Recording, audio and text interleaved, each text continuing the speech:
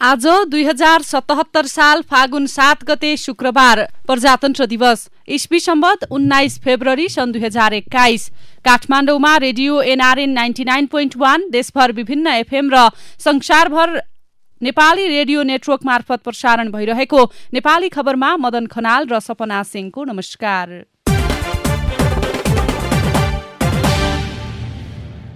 संविधानमाथि श्रृङ्खलाबद्ध ज्यादती, प्रतिनिधि सभा विघटनपछि प्रदेश सभा बन्धक, बहुमत केन्द्रीय सदस्यसहित निर्वाचन आयोग जाने प्रचण्ड माधव समूहको तयारी, थप 47 लाख कोरोना विरुद्धको खोप आउँदै लगायतका खबर आजका पत्र पत्रिकाको अघिल्लो पृष्ठमा छापिएका छन्। गोर्खापत्रमा छापिएको आयात रोक्न रैथाने बाली संरक्षण शीर्षकको खबरलाई हामीले आजको खास खबर बनाएका छौं।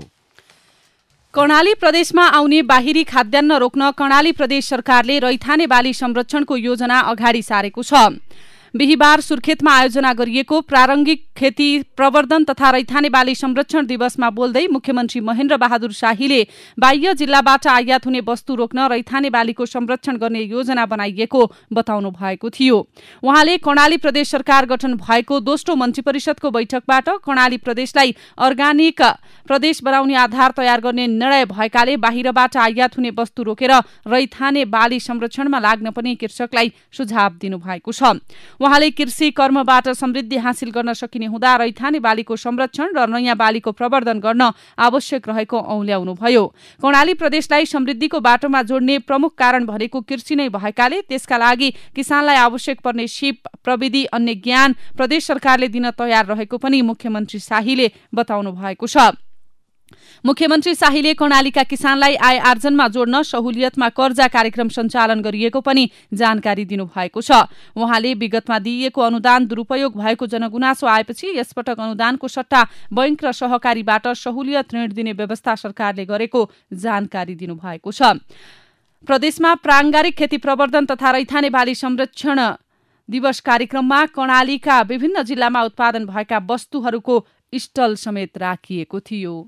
नेपाली खबरमा अब अघिल्लो पृष्ठका खबरहरू। सबैभन्दा पहिले नयाँ पत्रिका दैनिकको मुख्य खबर लिँदैछौँ। संविधानमाथि श्रृङ्खलाबद्ध ज्यादती, प्रतिनिधि सभा विघटन, प्रदेश सभा बन्धक शीर्षकमा खबर लेखिएको छ।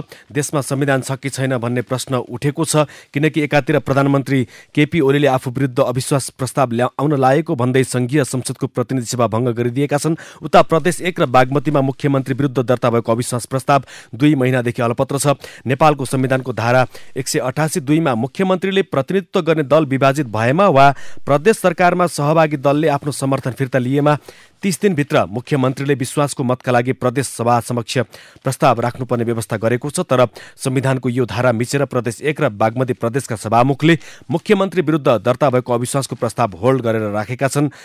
बागमती प्रदेशका मुख्यमन्त्री विरुद्ध 9 पुसमा र प्रदेश 1 का मुख्यमन्त्री शेरधन राई विरुद्ध 12 पुसमा अविश्वासको प्रस्ताव दर्ता भएको थियो।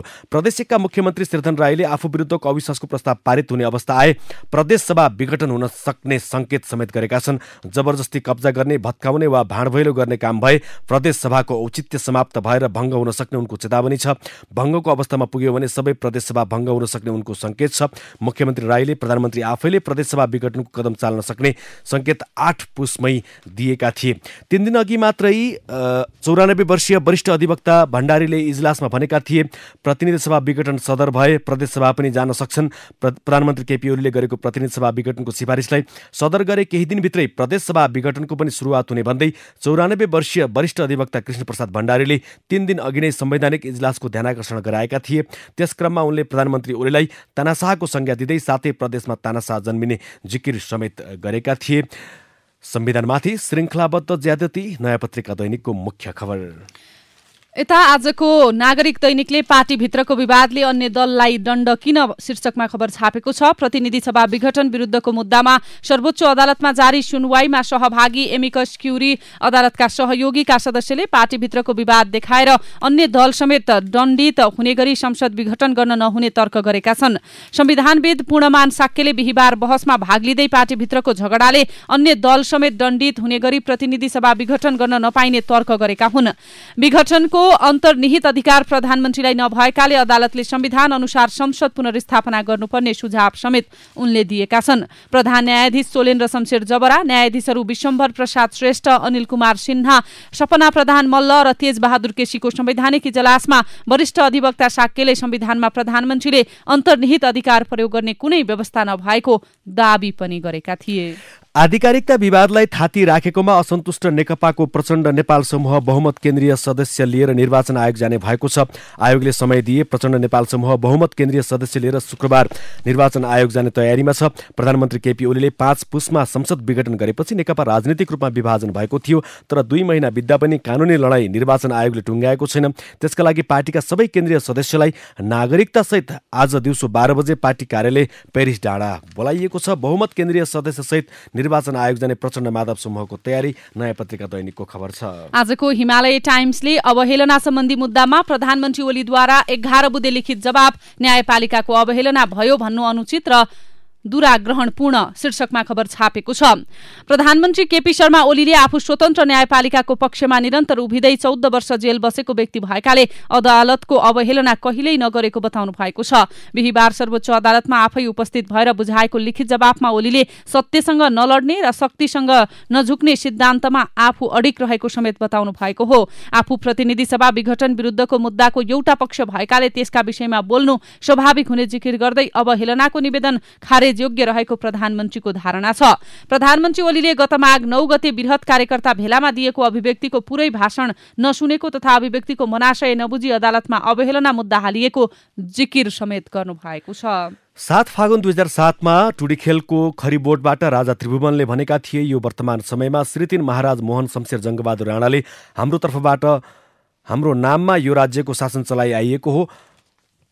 हाम्रा प्रजाको शासन अब उपरान्त निजहरूले निर्वाचन गरेको एक वैधानिक सभाले तर्जुमा गरेको गणतन्त्रात्मक विधानको अनुसार होस् भन्ने अहिले हाम्रो इच्छा र निर्णय भएको छ। हो, नेपाली जनता रैतीबाट नागरिक भएको र देशमा प्रजातन्त्र आएको उद्घोष भएको स्थान टुडीखेलको खरिबोटमा अहिले नेपाली सेनाले काँडेतार लगाएको छ। यो ऐतिहासिक स्थानमा नेपाली जनता जान सक्दैनन्। प्रजातन्त्रको प्रतीक खरिबोटमा किन सेनाको काँडेतार? अहिलेको नागरिक आन्दोलनको प्रश्न छ। यो ठाउँ जनताका लागि खुला हुनुपर्छ भन्ने मागका साथ नागरिक अभियन्ता आज अपराह्न 2 बजे टुडीखेलभित्र छिर्दैछन्। हो, देशमा प्रजातन्त्र आएको 70 वर्षपछि यो संगठित प्रयास हुँदैछ। टुडीखेलमाथि नागरिक दाबी गर्न आज मार्च। नागरिकले सेनाको स्पेसमा आएको होइन, आफ्नो स्पेसमा दाबी गरेको अभियन्ताहरूको भनाइ छ। टुडीखेलमाथिको नागरिक दाबी गर्न आज मार्च हुने खबरलाई नयाँ पत्रिका दैनिकले अघिल्लो पृष्ठमा प्रकाशन गरेको छ। नेपाली कांग्रेसले तल्लो तहको अधिवेशन कार्यतालिकामा केही संशोधन गर्दै आगामी भदौ 7 देखि 10 गतेसम्म पार्टीको 14औं महाधिवेशन काठमाडौँमा गर्ने निर्णय गरेको छ। महामन्त्री पूर्णबहादुर खड्काले बुधबार पेश गरेको महाधिवेशन कार्यतालिकामा बिहीबारको बैठकले सामान्य हेरफेर गरेको हो। नेता रामचन्द्र पौडेल पक्षले महाधिवेशनको कार्यतालिका संशोधन गर्नुपर्ने अडान लिएपछि तल्लो तहको अधिवेशन समय भने केही अघि ल्याइएको छ। असार 20 देखि 30 गतेसम्म जिल्ला तहको अधिवेशन सक्ने गरी प्रस्तावित कार्यतालिका संशोधन गर्दै असार 5 गते ओडा र असार 7 गते पालिका तहको अधिवेशन गर्ने गरी कार्यतालिका संशोधन गरिएको हो।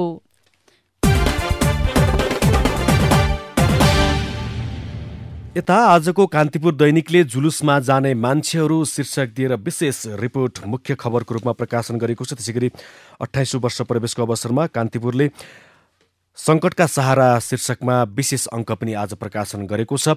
जुलुसमा जाने मान्छेहरू शीर्षकको खबरमा अगाडि लेखिन्छ, 66 वर्षकी सतिया देवी राम गाउँलेको साथ लागेर गत माघ 9 गते पहिलोपटक काठमाडौँ पुगिन्। नेकपा दाहाल नेपाल समूहले गरेको सभामा पुगेपछि मात्रै सतिया देवीलाई थाहा भयो आन्दोलन त आफ्नाहरूका विरुद्ध आफ्नैले गरेका रहेछन्। यसअघि पनि यस्ता खाले आन्दोलन र सभामा सहभागी भइरहने उनलाई भेट्न हामी उनकै गाउँ पर्साको हरपुर पुग्दा अधियामा पालेका बाख्रा चराउन गएकी थिइन्। कुराकानीको सुरुवातमै उनले भनिन्, मास्टरले काठमाडौँ जानुपर्छ भने गएँ। पहिले एमाले काङ्ग्रेसलाई, काङ्ग्रेसले एमालेलाई गाली गरेको सुनिन्थ्यो। अहिले त आफ्ना मान्छेले आफ्नैलाई गाली गरेको सुने, मैले केही पनि बुझिनँ।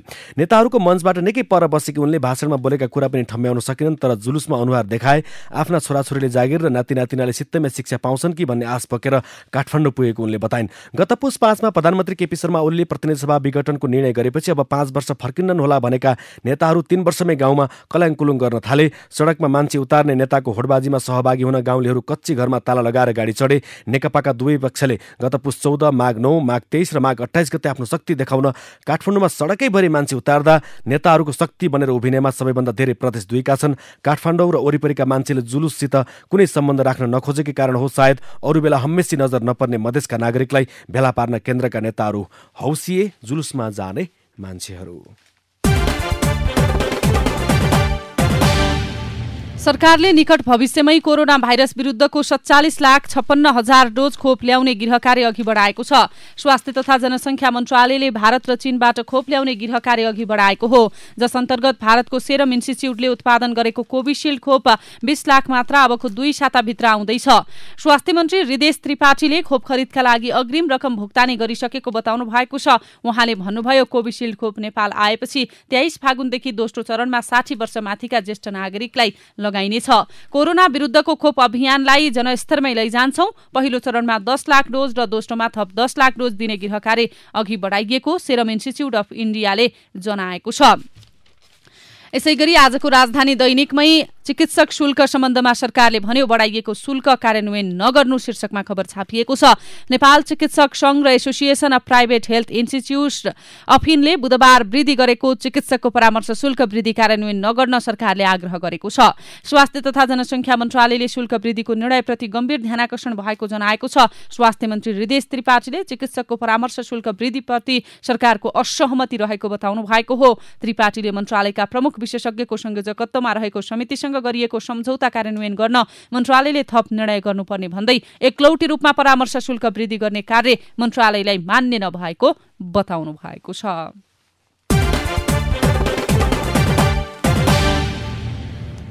प्रतिनिधि सभा विघटन र त्यस विरुद्ध जारी गतिविधिलाई लिएर कांग्रेसका शीर्ष नेताले एउटै मञ्चमा परस्पर विरोधी धारणा व्यक्त गरेका छन्। नेपाल राष्ट्रिय मगर संघको प्रथम गण्डकी प्रदेश सम्मेलनलाई बिहिबार सम्बोधन गर्दै सभापति शेरबहादुर देउवा र वरिष्ठ नेता रामचन्द्र पौडेलले परस्पर बाजिने अभिव्यक्ति दिएका हुन्। कार्यक्रममा सभापति देउवाले संसद विघटन सम्बन्धी मुद्दामा अदालतलाई यही गर भनेर राजनीतिक दलले भन्न नहुने बताए। अदालतले हामीले यसो गर उसो गर भन्ने होइन, सडकमा आन्दोलन गर्ने होइन। उनले अगाडि थपे, संसद विघटन सम्बन्धी मुद्दा अदालतमा विचाराधीन छ। अदालतको फैसला हामी मान्छौं। अदालतले पुनर्स्थापना भने पनि हामी मान्छौं, चुनाव भने पनि मान्छौं। सभापति देउवाले जुलुस र प्रदर्शनमा कति जनता सहभागी भए भनेले अदालतको फैसलामा कुनै अर्थ नहुने पनि बताए। यता प्रधानमन्त्री केपी शर्मा ओलीले संसद विघटन गरेर देशमा ध्रुवीकरण गराएको आरोप देउवाले लगाए। संसद विघटनलाई लिएर अहिले देशमा धेरै ठूलो ध्रुवीकरण छ। उनले भने, संवैधानिक हो कि असंवैधानिक संसद पुनर्स्थापनाको निर्वाचन, यो विषयमा देशभरि नै पक्ष र विपक्षमा प्रदर्शन भइरहेको छ। देउवापछि बोलेका वरिष्ठ नेता पौडेलले पार्टी नेतृत्वलाई जे मन लाग्यो त्यही बोल्दै नहिँड्न चेतावनी दिए। काठमाडौँ फर्किने हतारोले पौडेलभन्दा अघि बोलेका सभापति देउवाले कांग्रेसले संसद पुनर्स्थापना वा निर्वाचन मध्ये कुनै पनि विषयमा नलागी अदालतको फैसला मान्ने बताएपछि आक्रोशित पौडेलले भने, केपी ओलीको कदम अलोकतान्त्रिक, तानाशाही र अधिनायकवादी हो भनेर कांग्रेसको केन्द्रीय समितिले निर्णय गरेको छ। नेताहरू चाहिँ जनतालाई उल्झनमा पारेर हिँड्ने, जे मन लाग्यो त्यही बोलेर हिँड्ने। एउटै मञ्चमा कांग्रेसका नेताहरूको दुई थरी कुरा नागरिक दैनिकमा खबर छ। आजको हिमालय टाइम्सले जगदम्बा ग्रुपद्वारा अर्बभन्दा बढी राजस्व ठगी प्रकरण, सरकारले सुरक्षा दिए 4 वर्षका किर्ते कागज सहित बयान दिन कर्मचारी तयार शीर्षकमा खबर छापेको छ। नेपालको सबैभन्दा ठूलो सिमेन्ट उद्योग भनेर दाबी गर्ने जगदम्बा ग्रुप ठगी धन्दाको आयतनमा पनि उत्तिकै विस्तारित भएको छ। अनुचित स्वार्थको लोभमा परेर सो ग्रुपले राजस्वमाथि बेइमान गरेको पाइएको हो। विभिन्न किर्ते र नक्कली कागजात बनाएर जे जसरी भए पनि कमाउनुपर्छ भन्ने लुटको यात्रामा लागेको त्यसका गतिविधिले नै प्रश्न पार्दछन्। लामो समयदेखि निर्वाध रूपमा आफ्ना अनियमिततालाई नियमितता दिइरहेको उक्त ग्रुपका करतुतहरू पछिल्लो समय भने प्रकट हुने क्रममा छन्। सोही संस्थामा लामो समय आबद्ध रहेर अवकाश लिएका कर्मचारीबाट नै अपचलनका किस्साहरू खुल्न थालेका छन्। जगदम्बा ग्रुप अन्तर्गतको जगदम्बा सिमेन्टले विगत 4 वर्षमा नक्कली बीजक, मुद्रा अपचलन, अधिक मूल्याङ्कन लगायत किर्ते कार्य गरी राज्यलाई 1 अर्ब भन्दा बढी रुपैयाँ बराबरको ठगी गरेको खुलासा भएको छ। सरकारले सुरक्षाको ग्यारेन्टी गरे प्रमाणहरू दिन तयार छु, अवकाश प्राप्त कर्मचारीले भनेका छन्। ती कर्मचारी अगाडि भन्छन्, सरकारले मेरो ज्यानको सुरक्षा, गोपनीयता तथा मलाई ठगी रकमको 15% पुरस्कार दियो भने म सरकार समक्ष दस्तावेज सहित बयान दिन तयार छु। केही दिन यता सौरभ ग्रुपबाट भएका किर्ते गतिविधि बाहिर आएपछि बाहिर मिडियामा पनि कसरी आयो भनेर व्यापक खोजी भइरहेको बताउँदै उनले यस्तो जालसाजी कम्पनीमा काम गर्दा कुनै न कुनै दिन फस्ने पक्का भएकाले आफूले काम छाडेको खुलासा गरेका छन्। यस्तो कम्पनीको पर्दाफास गर्नु हरेक व्यक्तिको धर्म हो। मसँग करिब 200 पेजको 4 वर्षभन्दा बढीको नक्कली बिल छ, उनले भनेका छन्। यता विवादबारे जानकारी आए बोर्डको बैठक बसेर निर्णय गर्छौं निरज गिरी प्रवक्ता धितोपत्र बोर्डले भनेका छन्। उता उजुरी आए अनुसन्धान गर्छौं दीर्घराज मैनाली महानिर्देशक राजस्व अनुसन्धान विभागले पनि उजुरी आए अनुसन्धान गर्ने बताएका छन्। अब भित्री पृष्ठका खबर। नेपाली कांग्रेसका पूर्व महामन्त्री कृष्ण प्रसाद सिटौलाले नेकपाको पुष्पकमल दाहाल माधव कुमार नेपाल समूहलाई सड़कमा राखेर निर्वाचनमा जान खोजिए मुलुक अर्को राजनैतिक द्वन्द्वमा फस्ने बताउनु भएको छ।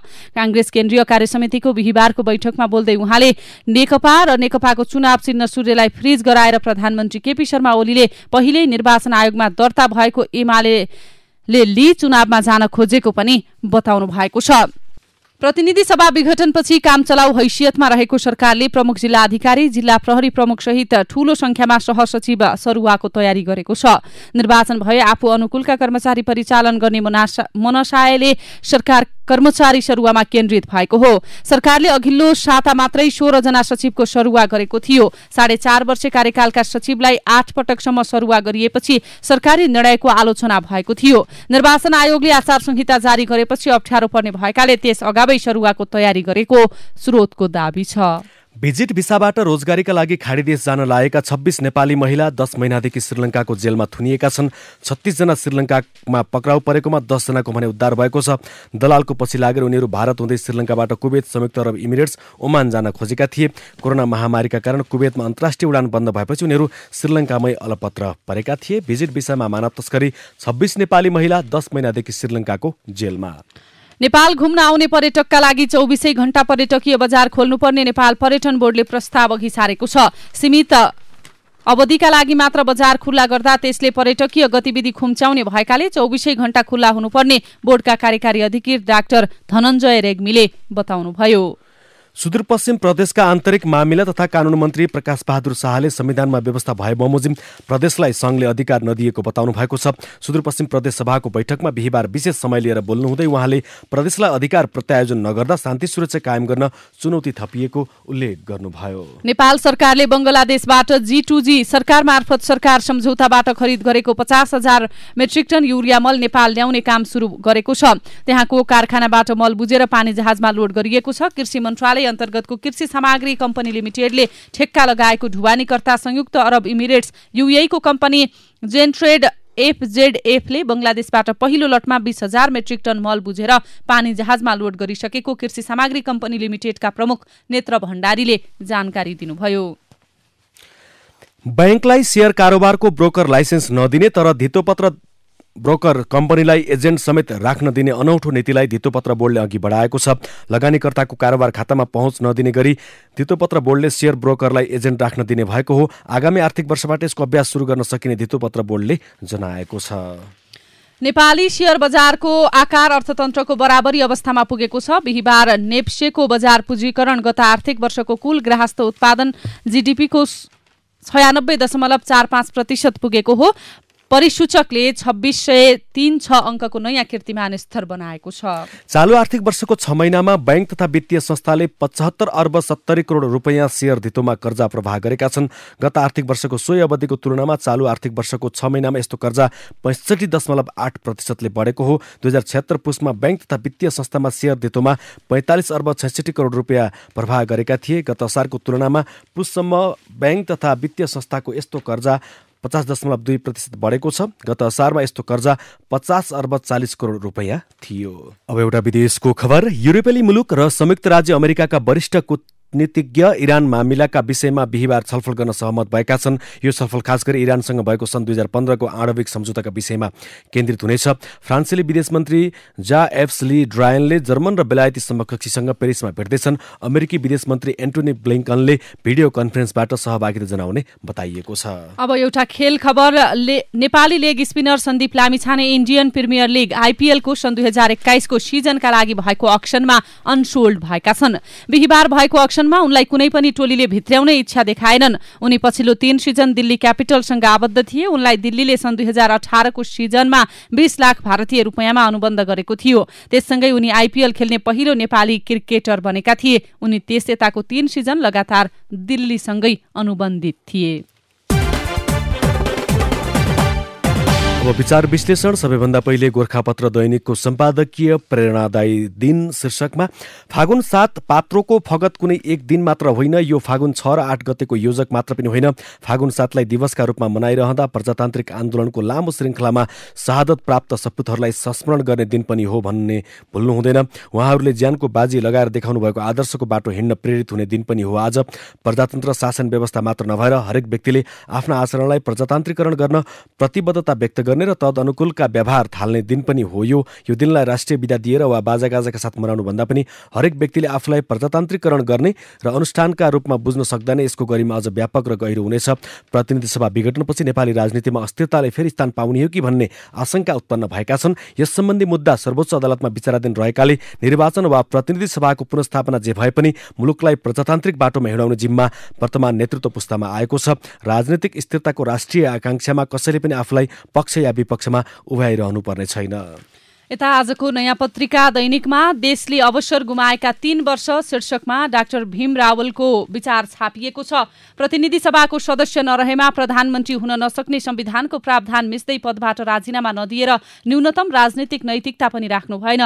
त्यसपछि पार्टी विभाजन गर्नुभयो। यसरी ओलीले देश, जनता र पार्टीप्रति विश्वासघात गर्नुभएको छ। संविधान, कानून र पद्धति मिच्दै उहाँले विभिन्न संवैधानिक निकायमा नियुक्ति समेत गर्नुभएको छ। कृषि क्षेत्रमा विदेशीको प्रभुत्व कायम गराउन बाह्य लगानी खुला गर्ने निर्णय गराउनुभयो। प्रतिनिधि सभा विघटन गर्दै सरकारको नेतृत्व गरिरहेको नेकपालाई फुटाएपछि परराष्ट्र मन्त्रीलाई भारत पठाएर अतिक्रमित भूभागबारे वार्ता हुने प्रचार गराउनुभयो। तर उक्त भ्रमणमा त्यस्ता कुरा गरिएन। उल्टै नेपालको स्वाभिमानमा धक्का लाग्ने व्यवहार भएको छ। आफै अरू कसैले गर्न नसकेका काम धमाधम गरियो भन्ने र आफै पार्टीभित्रैबाट काम गर्न नदिएर प्रतिनिधि सभा विघटन गर्नु परेको भन्ने परस्पर विरोधी कुरा गर्ने प्रधानमन्त्रीले संसद र पार्टीबाट भागेर स्वेच्छाचारी किसिमले गत 2 महिनादेखि सरकार चलाइरहँदा जनता र देशको पक्षमा के उल्लेखनीय काम गर्नुभयो त? प्रधानमन्त्री ओलीको उक्त प्रवृत्ति र व्यवहार अदालत, निर्वाचन आयोग जस्ता निष्पक्ष संवैधानिक अङ्गलाई धम्क्याउने, अदालतमा बहस गरिरहेका वरिष्ठ अधिवक्तालाई होच्याउनेदेखि राष्ट्रपति र प्रधानमन्त्रीका असंवैधानिक तथा गलत कामको आलोचना गर्ने प्रतिनिधि सभाका सदस्य र पार्टी केन्द्रीय कमिटिका सदस्य रामकुमारी झाँक्रीलाई कथित राज्यद्रोहको मुद्दा लगाई पक्राउ गराउने हदसम्म प्रकट भएको छ। यता आजको नागरिक दैनिकका लागि युवराज गौतम असल नायकको खोजी शीर्षकमा आफ्नो मत लेख्नुहुन्छ। खेतबारीमा भोगटे र थाङ्नाको भकुण्डो खेल्नेहरूलाई रङ्गशालामा फुटबल खेल्दा गाह्रो हुन्छ। जब राष्ट्रमा सङ्कट पर्छ त्यति बेला जनताले असल, साहसी, इमान्दार र स्वाभिमानी नायक खोज्न थाल्छन्। तसर्थ इतिहास निर्माण गर्न चाहने कोही सपुत जन्मेका रहेछन् भने अहिलेको सङ्कट उनका लागि ऐतिहासिक अवसर साबित हुन सक्छ। नायकहरू अझै पनि धानको भुसलाई त्रिफला भनेर ठग्न खोज्दैछन्। डेमोक्रेसीको त्रिफला हर्रो बर्रो अमला होइन, कार्यपालिका, न्यायपालिका र व्यवस्थापिकामा आधारित शक्ति पृथकीकरणको सिद्धान्त हो। त्यसैले अमेरिका जस्ता राष्ट्रले कार्यपालिका र व्यवस्थापिका बीच द्वन्द्व नहोस् भनेर संसद बाहिरबाट विज्ञहरूलाई मन्त्री बनाउने गरेका पाइन्छ। कुनै पनि राष्ट्रमा प्राकृतिक स्रोत साधन मात्र भएर वा जनता मात्र सक्षम भएर पनि राष्ट्र सक्षम हुन सक्दैन। राष्ट्रलाई बलियो बनाउन असल राजनेताले नेतृत्व लिनुपर्ने हुन्छ। तसर्थ त्यस्तो परीक्षा लिने काम जनताकै हो। उनीहरूले ससाना स्वार्थमा विभक्त भएर दलीय र क्षेत्रीय स्वार्थ अनुसार नेतृत्व छानिरहे भने मुलुकले असल नायक पाउन सक्दैन।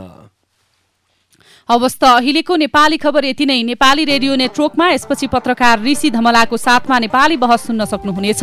नेपाली रेडियो नेटवर्क सुन्दै गर्नुहोला।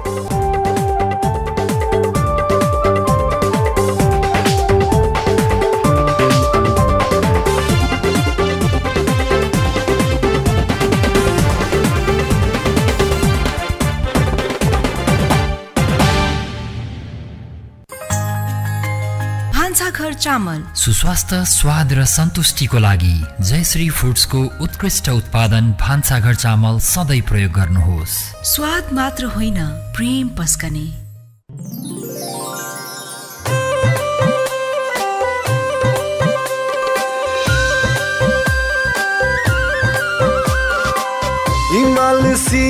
हिमाल सिर